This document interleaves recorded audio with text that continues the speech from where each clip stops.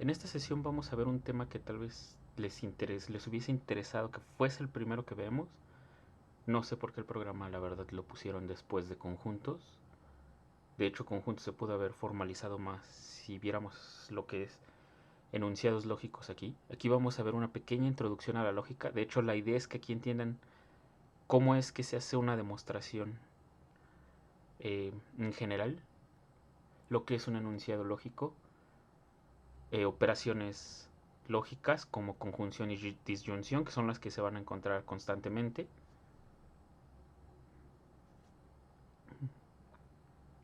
Bueno, entonces la idea va a ser esa, va a ser que entiendan un poco el proceso de demostración.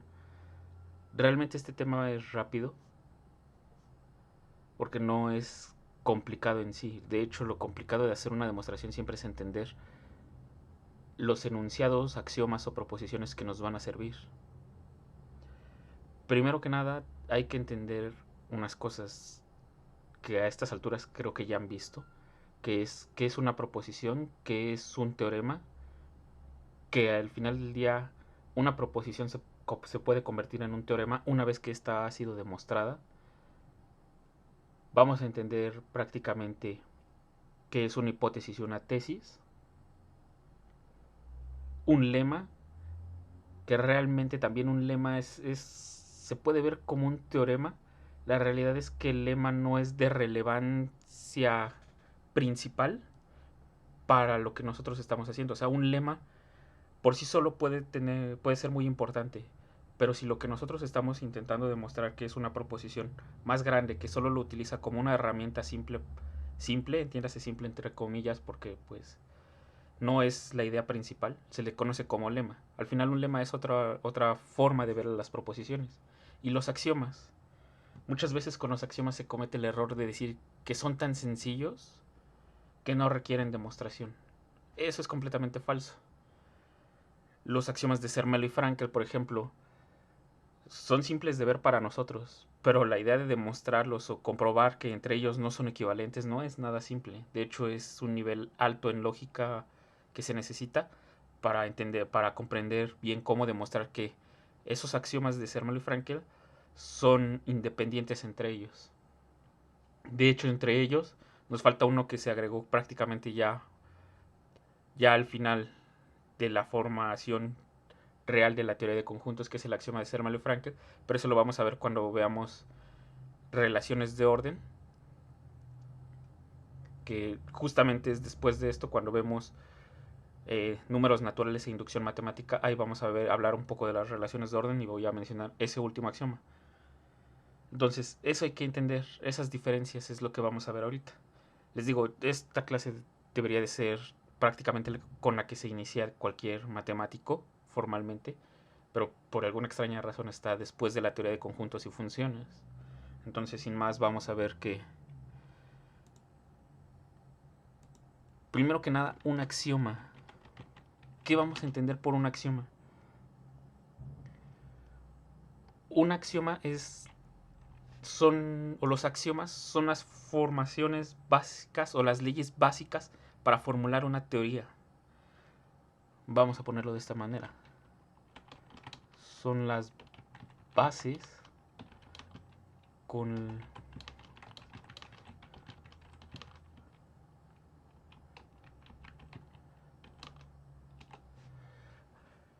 por ejemplo, los axiomas de Euclides que definen toda la geometría euclidiana, valga la redundancia,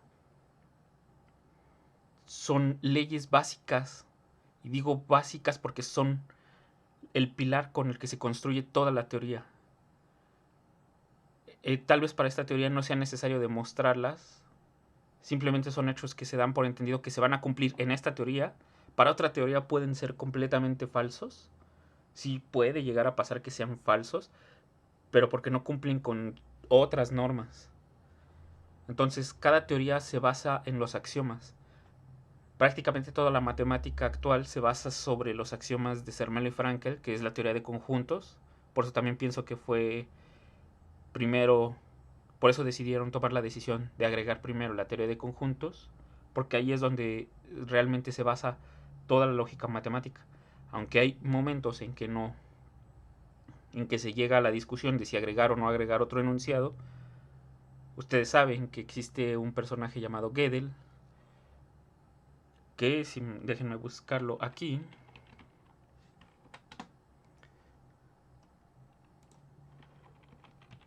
Gödel. Este personaje es una persona muy destacada en cuanto a lógica matemática. Él prácticamente su trabajo demuestra un teorema que se llama el teorema de incompletitud, que lo que dice es que el realizar toda la teoría de conjuntos basada en Zermelo y Frankel no resulta en un sistema completo, que eso en lógica, esa parte es ya de las cosas más avanzadas. Demuestra que va a llegar momentos en que va a fallar la teoría tarde o temprano. Perdón, va a fallar la teoría tarde. En algún momento, en algún punto va a fallar. O va a haber cosas que no vamos a poder aclarar. En teoría de conjuntos se comienza a ver con las paradojas, como la paradoja de Russell o cosas así. Entonces, esta persona es muy importante en cuanto a lógica matemática. No es que él haya sentado las bases, pero sus resultados son muy importantes.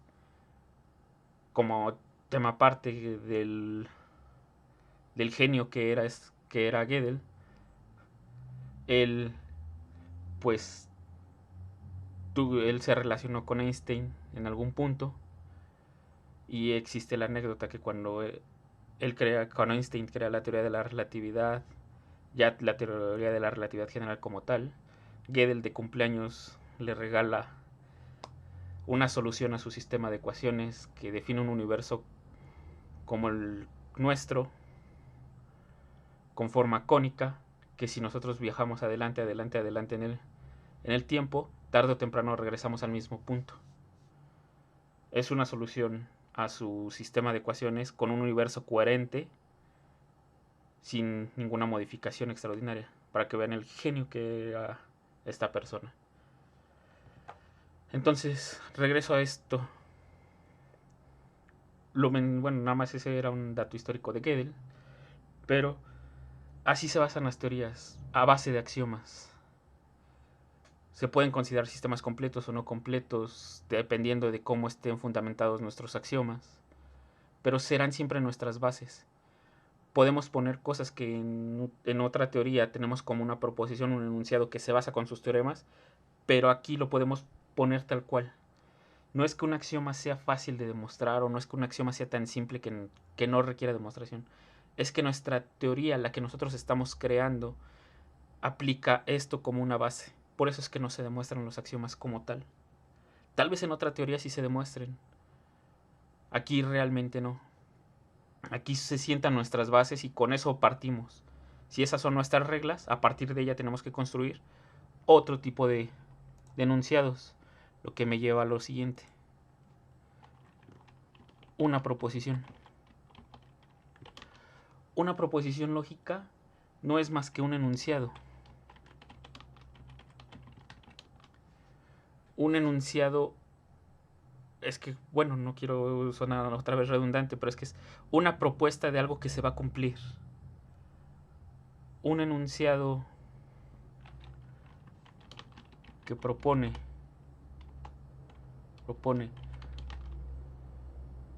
un resultado, que a este resultado le vamos a llamar tesis, basado en algún hecho. Este hecho va a ser nuestra hipótesis. O bueno, basado en algún... En lugar de algún hecho, vamos a poner en alguna... ¿Alguna lleva acento? No me acuerdo. No, creo que no. No lleva alguna. Ay, ¿qué les dije que iba a poner? Basado... Suposición.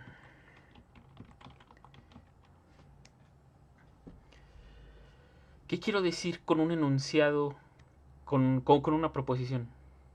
Si yo observo algo, por ejemplo, déjenme pensar. Por ejemplo, si yo observo el cielo y comienzo a ver nubes, tal vez como ahorita, como en el momento en que estén viendo esto, esa va a ser mi suposición. Yo estoy viendo que va a haber nubes. Mi tesis, a la conclusión que voy a llegar, es que va a llover. De manera que, que mi resultado bajo eso... perdón, aquí, control Y. Déjenme ponerlo aquí aparte. Como ejemplo de lo que estoy diciendo es, si hay nubes, entonces lloverá. Esto sabemos que en general no es cierto, depende de la presión atmosférica y muchas cosas. Pero como proposición estoy dando esto, como una propuesta a lo que estoy observando y a la conclusión que voy a llegar. De manera que lo enunciamos así. También se le puede conocer como una implicación, aunque hay personas en general ya en lógica que difieren de esto, que es una diferencia entre decir, si hay nubes, implica que lloverá. Aquí realmente hay personas que difieren en que esto y esto sean equivalentes. En matemáticas, prácticamente en cuanto a redacción, cuando leemos libros o cosas, esto es equivalente a lo de abajo. El entonces y el implica es exactamente lo mismo. Así que no se preocupen. Esto solo difiere bastante en lógica. No bastante, bueno, sí, de hecho sí. Difiere en lógica. Pero para nosotros el entonces es equivalente a la implicación. Y es que la implicación va a ser una de las operaciones lógicas que vamos a ver ahorita. Entonces el decir entonces para nosotros significa una implicación. En lógica no siempre es esto igual. Por eso les digo, hay que tener cuidado si estamos tratando en lógica. Pero en matemáticas sí se dan como sinónimos.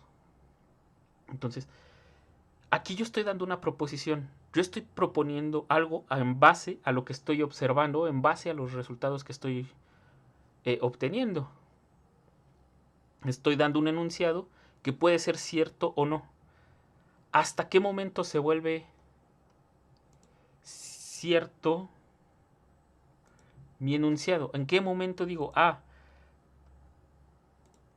ya he comprobado que esto es cierto? Pues es cuando ya lo vamos a decir así, lo elevamos al nivel de un teorema. Un teorema es una proposición que ha sido demostrada. O dicho de otra manera, una proposición verdadera. En base a hechos, que esta base es la idea de las demostraciones, en base a hechos lógicos que ya sabemos que son 100%, se cumplen 100% en nuestra teoría porque no contradicen ninguno de los axiomas, o que estamos demostrando alguna proposición en base a nuestros axiomas, en base a otros teoremas que ya se han demostrado gracias a muchos otros enunciados basados en nuestros axiomas de nuestra teoría. Es una cadena así. Vamos a demostrar nuestra proposición. Ya cuando lo hemos demostrado, cuando tenemos la certeza que es verdadera, ya es un teorema. Ya lo podemos aclamar como teorema. Prácticamente en sus cursos siempre les ponen proposición, proposición, proposición. Y nunca les dicen teorema, y solo les ponen teorema cuando cuando se considera algo importante. Eso es más que nada por didáctica, no tiene nada que ver en sí con lógica, porque cuando ponemos teorema ya sabemos que está demostrado, pero es muy importante. Así que no hay que confundirnos ahí un poco. Ya formalmente una proposición es cuando tenemos algo que no se ha demostrado aún, pero una vez que lo demostramos ya podemos aplicar teorema. Ya podemos llevarlo a la categoría de teorema. Entonces así es como hay que estar trabajando constantemente. En mi caso, la proposición de si hay nubes entonces lloverá, pues no hay una garantía 100%, no hay una garantía de que en el momento de que aparezcan las nubes, llueva. Por lo tanto, en general, no lo puedo llevar a la clasificación de un teorema, porque no tengo una demostración como tal. Si yo le agregara a mi hipótesis de que sí hay nubes, también le agregara las condiciones climáticas, por ejemplo, aquí va a sonar ambiguo lo que voy a escribir, porque pues con exactitud no sé cuáles son las causas completas, todas, absolutamente todas, para que ocurra ese cambio climático, pero vamos a ponerlo así. Si hay las condiciones adecuadas de clima,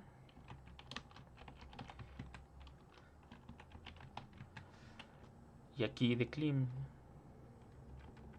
para que llueva, va a sonar igual ambiguo, redundante.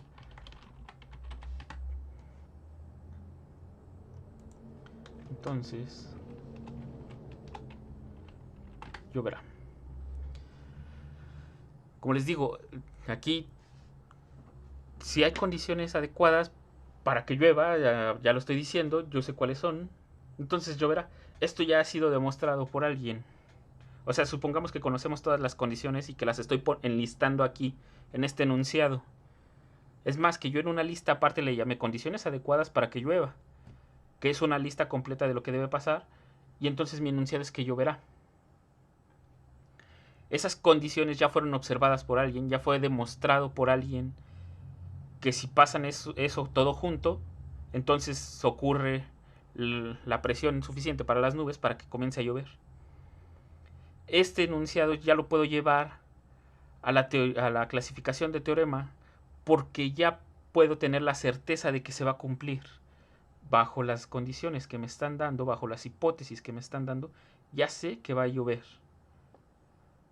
Entonces así es como trabajamos constantemente. La idea de un teorema es que ya utilizar resultados completos para su demostración. Las demostraciones como tal son una cadena, de hecho aquí lo voy a poner aparte. Déjenme ver aquí, así.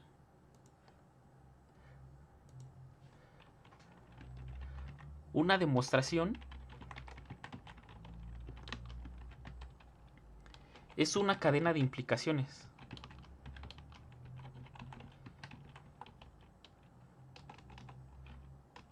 De implicaciones obtenidas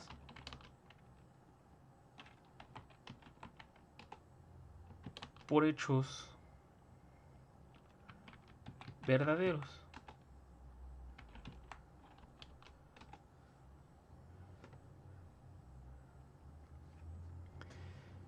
¿Qué hago referencia con esto? Que si nosotros, por ejemplo, me paso ahora sí con el lápiz, si tenemos un enunciado así que decimos P implica Q, esta que está aquí va a ser nuestra hipótesis.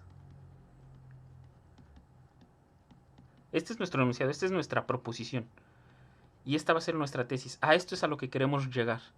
No puedo utilizar a Q para llegar a Q. Eso es redundante, aunque aquí le puse condiciones adecuadas del clima para que llueva.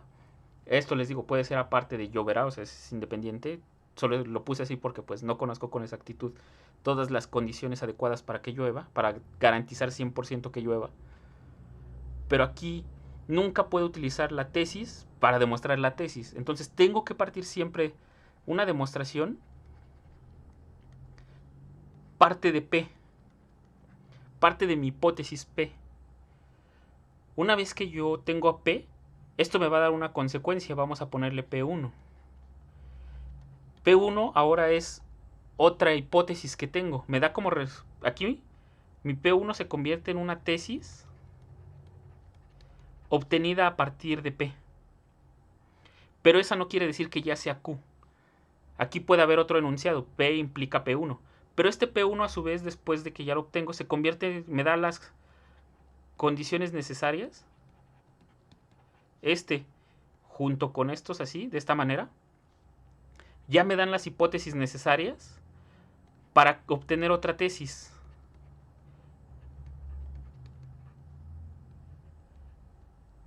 Una P2. Ya una vez que obtuve mi siguiente tesis, estas tres a su vez se pueden convertir en hipótesis juntas. Lo que me da una cadena así de implicaciones hasta que llego hasta una PR, una PNR, que esta nuevamente se convierte en mi tesis, es una tesis obtenida a partir de PR-1, pero con las anteriores también se convierte en una hipótesis. Así que sí se lo puse. Así. Déjenme ver algo. Así sí lo puse. Ay, pero miren, aquí se lo puse el acento erróneo. Qué vergüenza.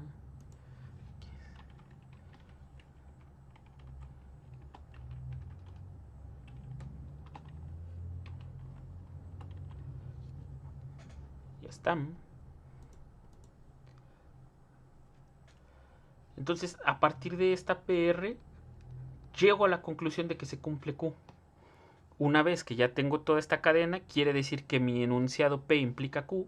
Ha sido demostrado, pero esta es una cadena de hechos que obtengo. Muchas veces se denota cuando ya se ha demostrado así un enunciado en latín que muchas veces se traduce como que esto ya ha sido demostrado, queda esto demostrado. Muchas veces se pone un cuadro, o bueno, algunos otros ponen un símbolo aparte que entienda que el enunciado ya se ha terminado por demostrar. Entonces, así es como funciona una demostración a simple vista. Ahora, esta idea de implicación, esto de si hay nubes implica que lloverá, esta implicación es una operación lógica. La implicación es la que más vamos a utilizar. Una hipótesis implica una tesis. Pero ¿qué es esa idea de demostración? O bueno, ¿qué es esa operación lógica? Si yo tengo P, un enunciado P y un enunciado Q, aquí no es hipótesis y tesis todavía, aquí solamente es P y Q, de manera que P, mejor déjenme borrar aquí tantito, vamos a poner verdadero, que algo sea verdadero, me va a dar como resultado 1. Que algo sea falso, me va a dar como resultado 0. De manera que solo voy a trabajar en este conjunto, en el formado por el 1 y 0, o 0 y 1. Para aquellos que han trabajado con electrónica, que han trabajado en computación, esto es el álgebra booleana.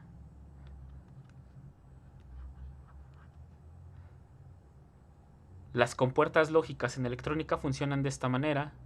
Toda la computación se basa en esto, en unos y ceros. Entonces, si yo tengo P y Q, si P es verdadero, falso, verdadero, falso, y Q es verdadero, verdadero, falso, falso, ¿qué es lo que estoy tratando de dar a entender aquí? Aquí no es tanto que así sea el orden en que siempre van a ocurrir. Lo que pasa es que aquí quiero mostrar todas las combinaciones posibles entre 0 y 1 que se pueden dar. Está 1, 1, 0, 1, 1, 0 o 0, 0, importándome el orden. O sea, no estoy eliminando el hecho de que si en una ya apareció 1, en la otra no deba de aparecer. Aquí sí me interesan mucho estos, diferenciar cuando una es verdadera y la otra es falsa. Entonces, ¿qué es en sí lo que voy a hacer aquí? Pues con esta idea de poner verdadero y falso, lo que voy a hacer es lo que se les conoce como tablas de verdad. Lo que me da como resultado es... déjenme pensar cómo decirlo. Lo que me da como resultado cuando aplico una operación binaria. En eso se basan las tablas de verdad. Esa es la idea real de una tabla de verdad.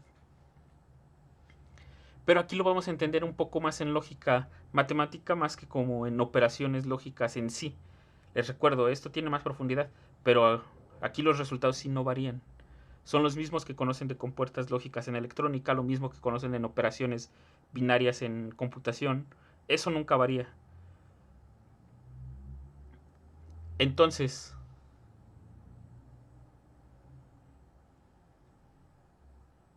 ¿qué vamos a tener aquí? Déjenme separar aquí. Primero la que nos interesa, la implicación. P implica Q. Esto se le conoce como una operación binaria. ¿Por qué?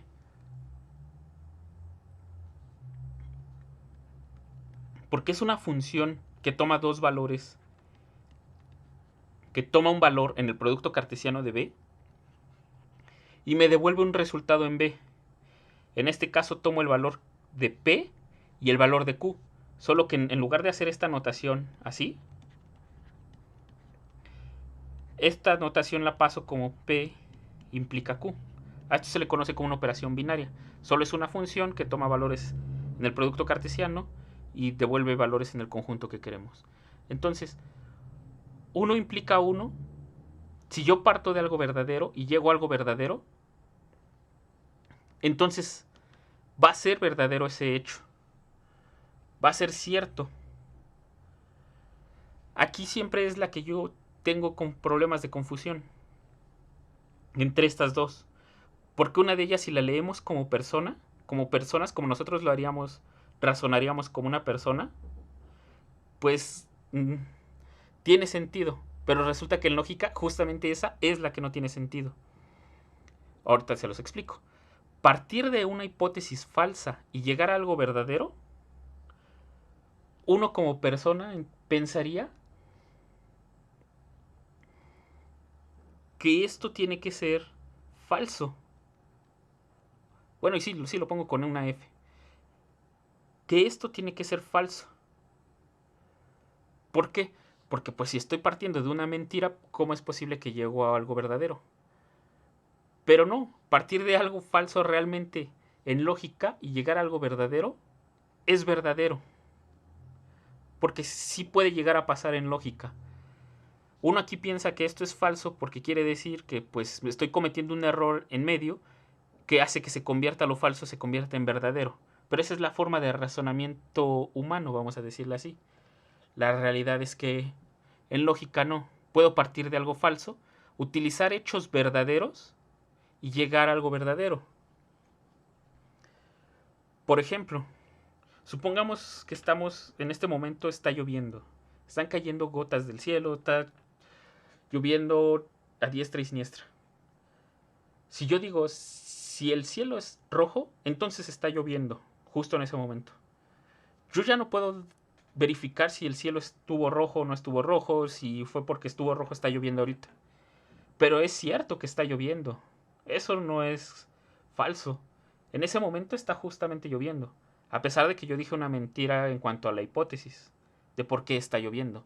Como eso en lógica, pues sí es. Si lo ven desde ese punto, pues sí tiene sentido. Porque a pesar de que yo dije algo falso, justo en ese momento sí está lloviendo. En ese momento que estamos suponiendo. Entonces, a eso es a lo que se refiere en esto en lógica. Les digo, yo aquí siempre me confundo muchas veces porque caigo en el hecho de leer algo humano. Partir de algo falso y llegar a algo verdadero en sí no tiene sentido. Pero eso es cuando ya se está haciendo la demostración. Ahí sí no tendría sentido. Pero como operación binaria, como operación lógica, sí tiene sentido. Se los acabo de dar un ejemplo. Supongamos que está lloviendo. Si en ese momento está lloviendo y yo digo, el cielo estaba rojo, entonces está lloviendo. Pues sí, ahora sí está lloviendo. Pero no importa, no fue porque el cielo estuviera rojo. Es más, pudo haber estado completamente azul. No se sabe en ese momento. Alguien, de hecho, puede llegar, pero si el cielo era azul, pero no me vas a negar que está lloviendo en este momento. Es cierto, o sea, es 100% cierta nuestra tesis. Entonces así hay que tener cuidado. Así funciona la idea de lógica. Les digo, como persona puede ser que no se lea a simple vista que esto es verdadero, porque partir de algo falso y llegar a algo verdadero no tiene sentido, pero eso es cuando estamos viendo a futuro. Entonces aquí hay que tener cuidado con esta operación. Prácticamente 0 implica 1, da como resultado 1, es igual a 1. Y esta es la que falla, y esta es la que falla. Partir de algo verdadero y llegar a algo falso no está permitido. Aquí les digo, yo como lo leía como persona, pues llegaba, esto lo daba como verdadero, pero no. ¿Por qué? Porque si parto de algo verdadero quiere decir que en medio me equivoqué o algo que provocó que ya llegara a algo erróneo. Entonces eso era posible pasar. Prácticamente esta F y esta B en azul, yo las interpretaba como cosas que podían pasar. Esto se los digo a título personal para que no cometan ese error. Pero no, en lógica, partir de algo verdadero y llegar a algo falso no está permitido. Léanlo así. Son lo que está permitido y lo que no está permitido. En lugar de darles un razonamiento. Si algo es verdadero y llegas a algo verdadero, se permite. Si partes de algo falso y llegas a algo verdadero, se permite. Si partes de algo verdadero y llegas a algo falso, no está permitido. No te da nada como resultado. Sin embargo, si partes de algo falso y llegas a algo falso, sí está permitido. Porque en ambos casos, pues partiste de algo que no tiene sentido con algo que sí, con algo que tampoco tienes, a algo que no tiene tampoco sentido. Pues entonces no hay problema, no hay una contradicción. Aunque vamos a ver dos operaciones de contradicción. Entonces, en esto se basa las ideas de la demostración. La idea de una demostración en implicaciones que cumplen a cabal, a diestra, así, tal cual, con esta tabla de verdad. Partiendo de algo verdadero y llegar a algo verdadero es correcto. Partir de algo falso y llegar a algo verdadero es correcto. Partir de algo verdadero y llegar a algo falso no es correcto. Partir de algo falso y llegar a algo falso es correcto. 1, 1, 0, 1. Tienen que aprendérselo bien siempre y cuando pongan en este orden P y Q, porque también puede variar. Puede que pongan a P con las de Q y así. Solo les digo, este P y este Q puestos así son las posibles combinaciones que tienen entre 0 y 1. No tienen que aparecer en ese orden, solamente así se dan. Ahora sí, cualquier demostración tiene que estar basado en esta tabla de verdad. Cualquier método de demostración tiene que ser 100% basado así. ¿Por qué les digo que cualquier método de demostración? Pues porque muchas veces si nosotros tenemos un enunciado,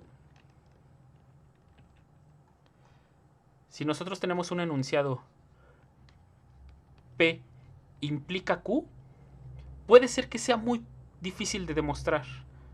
Tratándonos yendo con esta cadena que les mencioné aquí arriba de P1 implica P, de P implica P1, P1 implica P2 y así sucesivamente, PR-1 implica PR y PR implica Q. Esa cadena puede ser muy complicada, por lo que debe de haber alguna forma de llegar al mismo resultado, pero que sea equivalente. Y sí la hay, las tablas de verdad lo demuestran. ¿Qué es la negación? La negación no es otra cosa, bueno, muchas veces puesta con este operador, que es el signo de admiración, o con un guión, puede variar. Pero si yo tengo P, ¿qué me da como resultado? Me da 0 siempre y cuando P sea igual a 1. Me da 1 siempre y cuando P sea igual a 0. O sea, me da el opuesto. De manera que si yo tengo P igual a 1, la negación de P va a ser igual a 0. Eso es una negación. Aquí parece que dice negación. De modo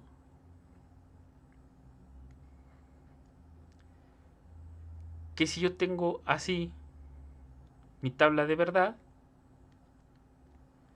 la negación de P solamente toma dos valores, 0 y 1. Esta se le conoce como una operación unaria.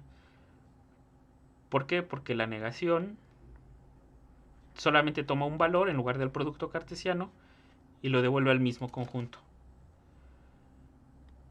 Y en lugar de escribirla de esta manera, pues la escribimos así. Entonces vamos a poner aquí la tabla de verdad de lo que vamos a conocer como contraposición.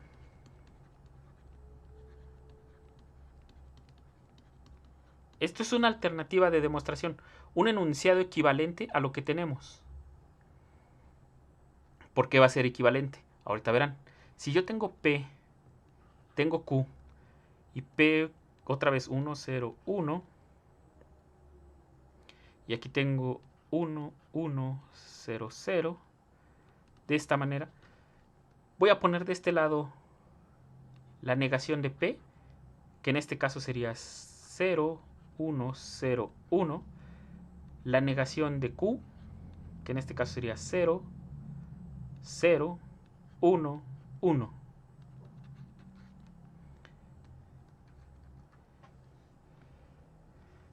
Déjenme ver si los puse en el mismo orden. Sí, está en el mismo orden. Para que me dé justamente tal cual como lo quiero. Y vamos a hacer no P. Se lee así, no P. Implica. Perdón, aquí no es no. Aquí me equivoqué. Aquí es no Q. O sea, ahora recuerden, de este lado de la implicación es mi hipótesis. Implica no P. Y de este lado es mi tesis.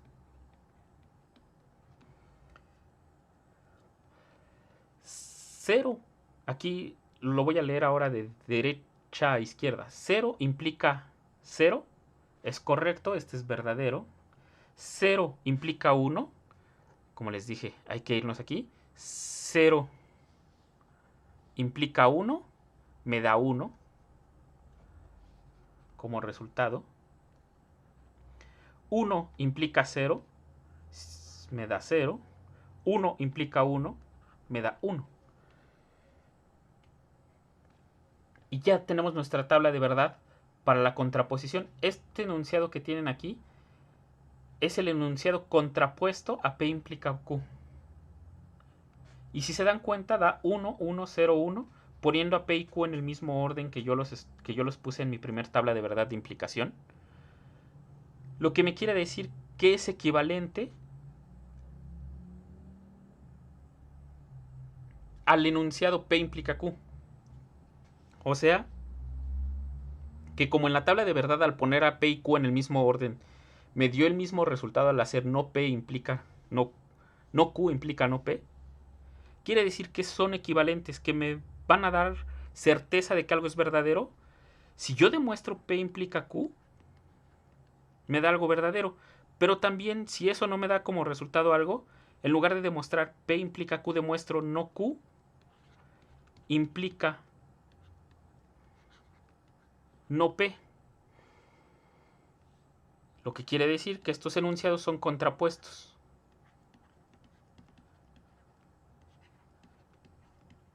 Es equivalente demostrar uno u otro. ¿Por qué? Porque en las tablas de verdad me da exactamente el mismo resultado. Así que cuando ustedes quieran demostrar algo y no puedan dar, muchas veces el suponer la tesis falsa y llegar a que la hipótesis también es falsa, me da más información. En la mayoría de las ocasiones, no siempre. De hecho, muchas veces cuando se está trabajando en algo nuevo, uno casi siempre trata de demostrar la contrapuesta. Más que demostrar la directa, que muchas veces así le decimos, P implica Q. Mejor suponemos falso Q y vamos a llegar a que P tiene que ser también falso. ¿Cuál sería? Aquí voy a, este enunciado que tenemos aquí con lo de las nubes, lo voy a simplificar en si hay nubes, entonces lloverá. Supongamos que ese enunciado es cierto.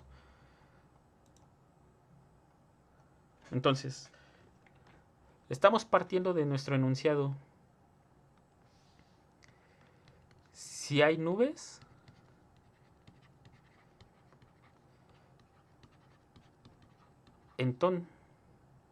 entonces lloverá. Nuestra hipótesis P, en este caso, es hay nubes. Nuestra tesis Q es que lloverá. ¿Y por qué no le puse acento? Es que lloverá. Así queda nuestro enunciado. Este es un enunciado, P implica Q. La contrapuesta de este enunciado es la negación de Q. No Q. No lloverá. La negación de P es que no hay nubes.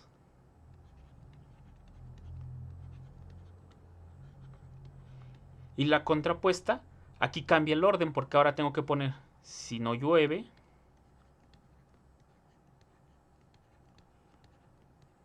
que es este equivalente a no lloverá. Si no llueve, entonces no hay nubes.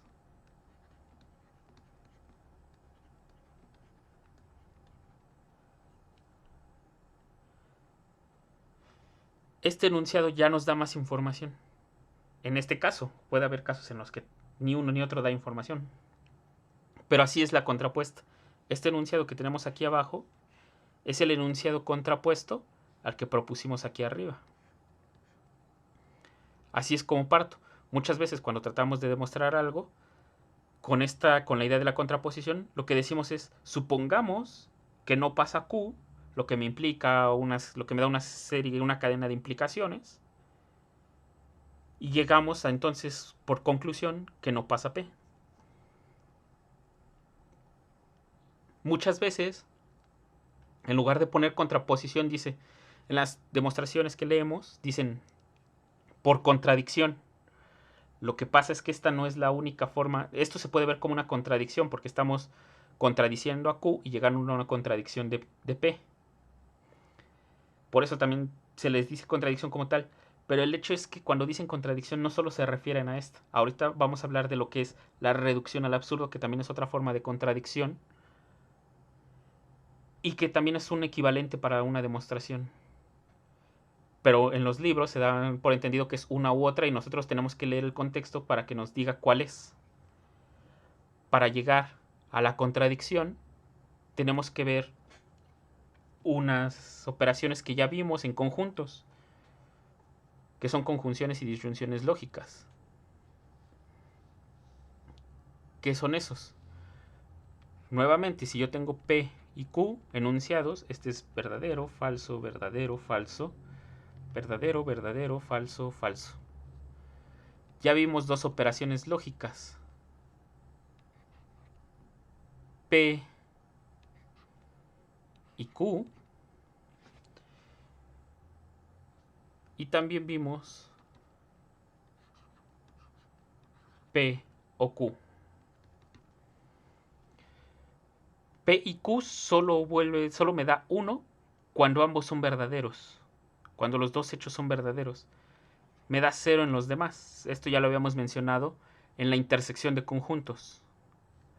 P o Q me da siempre verdaderos siempre y cuando uno de los dos sea verdadero. Esto lo vimos en la unión de conjuntos. Sobre todo cuando hablamos de familias de conjuntos, aquí se entiende.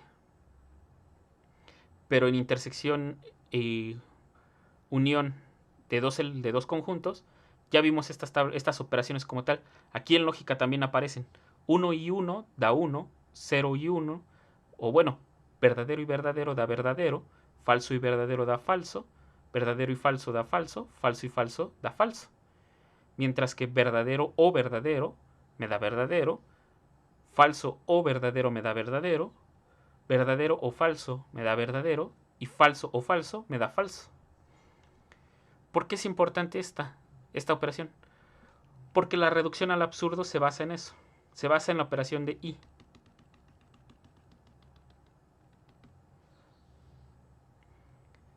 Una reducción al absurdo solamente es todo cero. O sea, no importa qué valor tenga yo de P, por ejemplo, P verdadero o falso.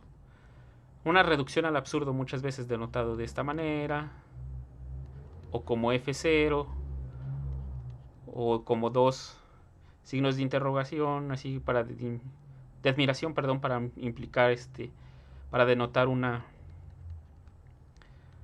una contradicción, siempre me da 0. Siempre, siempre, siempre, siempre. No importa qué valor tome, siempre es falso. A eso se le conoce como reducción al absurdo. Todo se reduce a algo falso.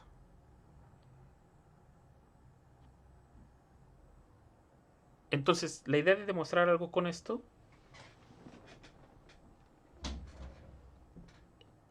es muy simple. Bueno, perdón, no es muy simple, es equivalente a la implicación. ¿Cómo llegamos a algo así? Nuevamente pongo mis tablas de verdad. P y Q es 1, 0, 1, 0, 1, 1, 0, 0. Mismo orden. Recuerden, si las pongo en el mismo orden y me da lo mismo que la implicación, son equivalentes. La reducción al absurdo se basa en da por verdad, da por parte de la hipótesis tal cual.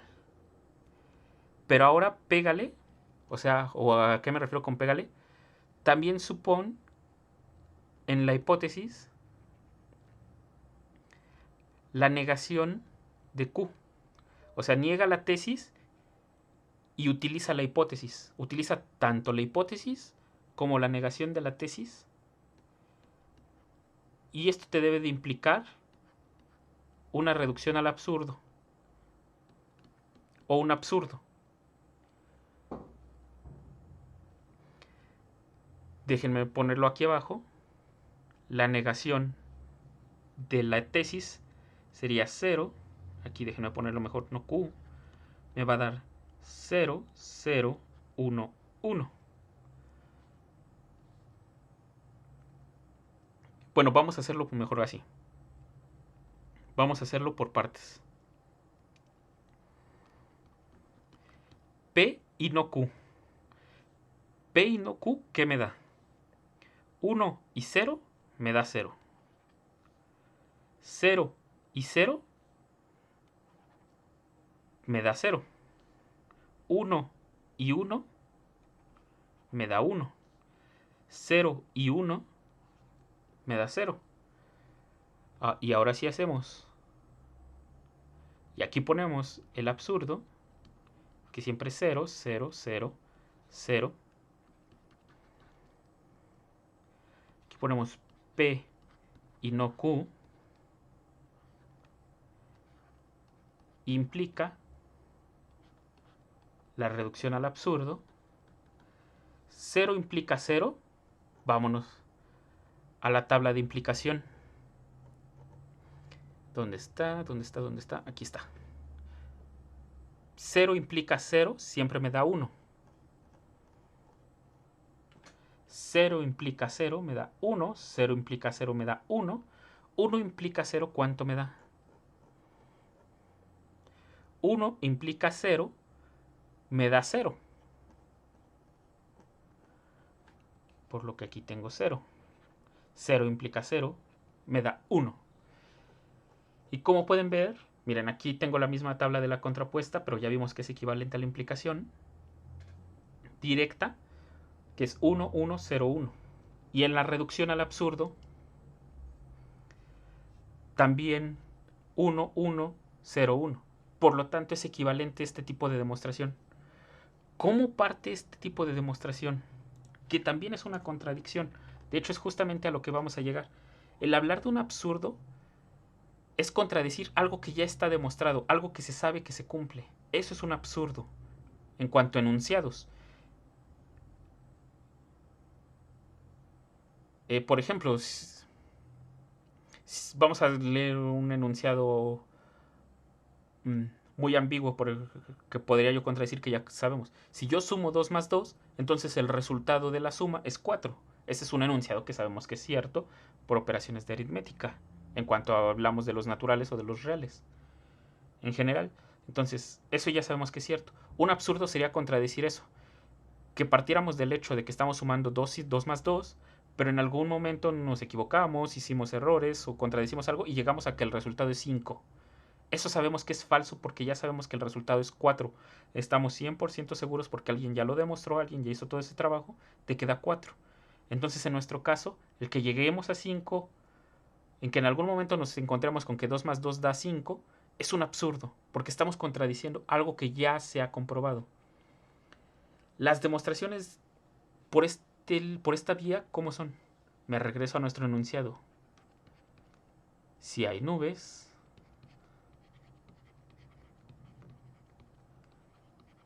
entonces llueve. Este es nuestro enunciado. ¿Cómo partimos de demostrar algo así?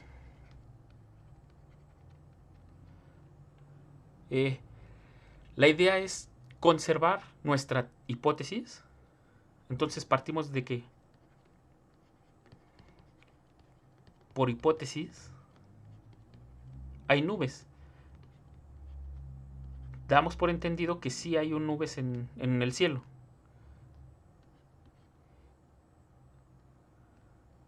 Aquí, así. Lo iba a poner explícitamente como, y la negación de la tesis. Aquí no era entonces llueve, ¿verdad? Aquí es entonces lloverá.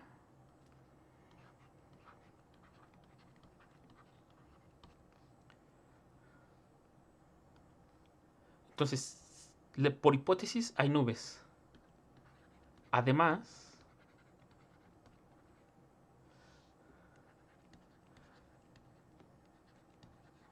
supongamos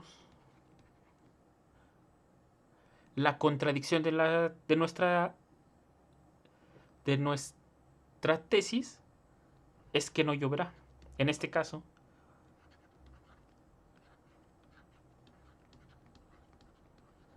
bueno, en la vida real sabemos que puede haber nubes y de todos modos no lloverá, y pues esto es cierto.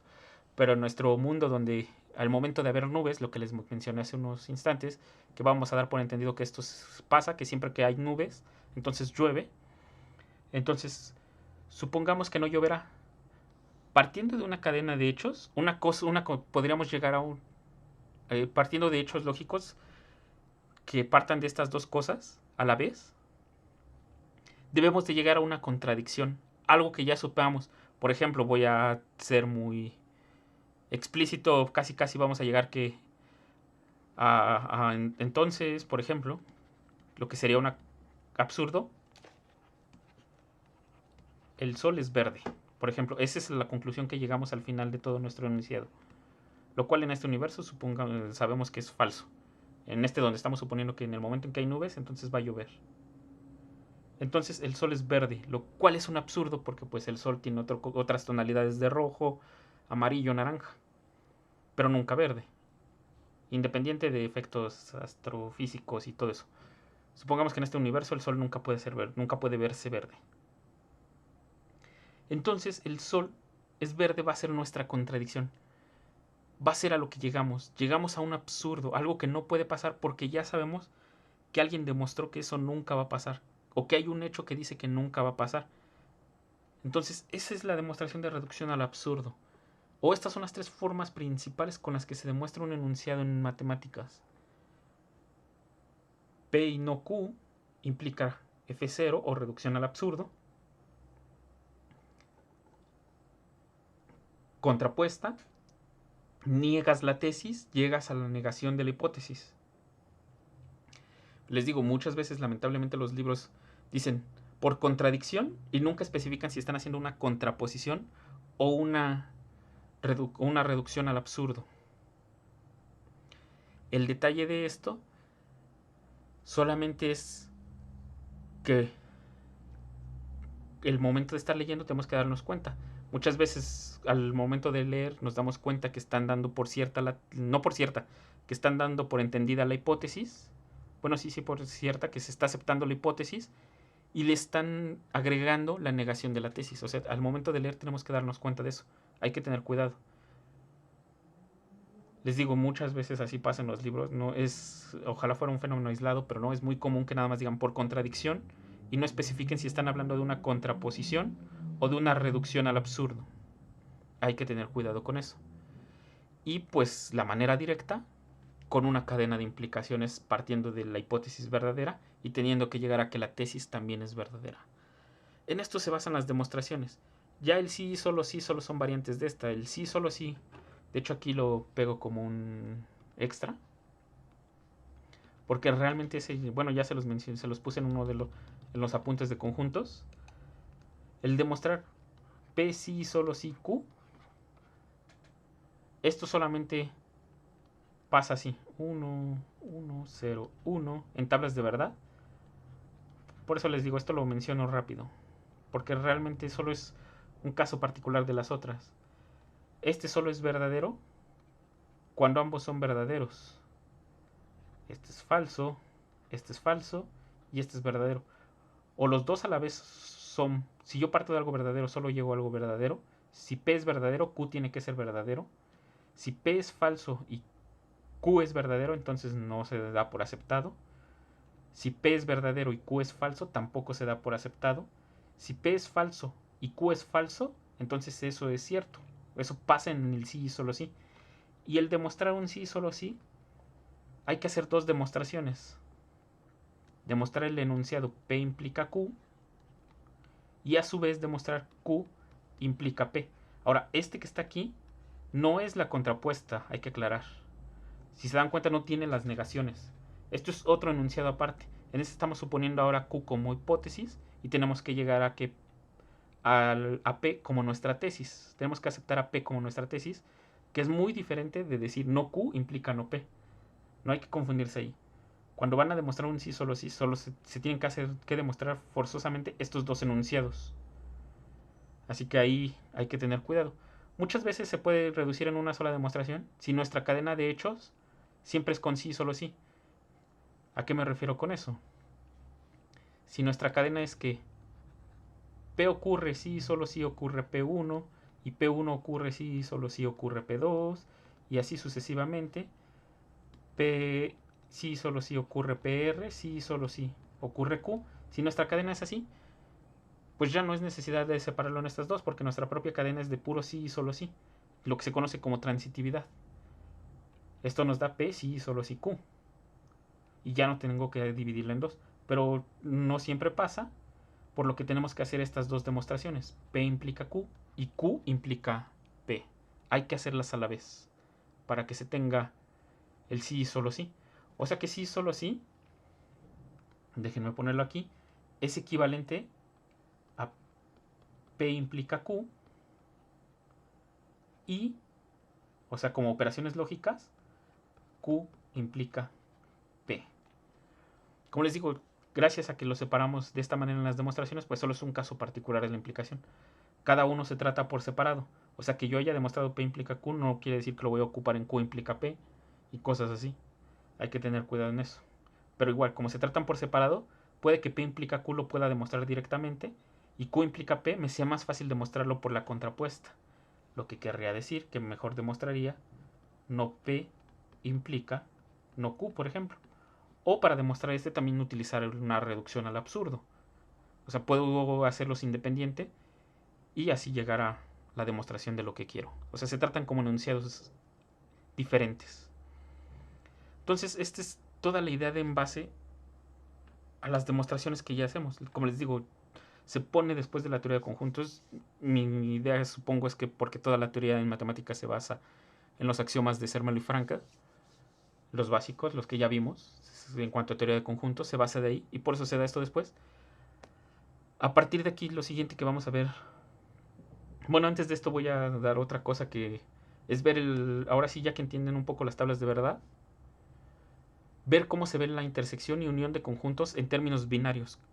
Ahora sí, un algoritmo que se pueda programar y no aquel que mostré anteriormente, que era prácticamente para una persona. Ahora lo vamos a hacer algo que se pueda programar. Ese va a ser el siguiente. Y ya una vez que les muestre ese, ahora sí ya pasamos a lo que es inducción matemática. El conjunto de números naturales, relaciones de orden. Y principalmente en cuanto a inducción matemática, de hecho voy a ver el conjunto de números naturales como tal, perdonen. Relaciones de orden. Bueno, es que déjenme ver aquí. Aquí. No saben qué, mejor. O sea, desde que voy a ver el conjunto de números naturales lo voy a ver. Es que tal vez el orden es el que no me convence tanto por cómo está. Pero voy a ver relaciones de orden. Voy a ver el conjunto de números naturales. Voy a hablar de lo que es la inducción matemática como tal o los axiomas de Peano. Y ya después voy a mencionar un ejemplo muy claro que es el binomio de Newton, que es muy importante para la teoría de combinatoria. Y por último hablar de las relaciones de orden. Creo que sí, así como las enuncié, creo que me conviene más para que las entiendan de manera didáctica.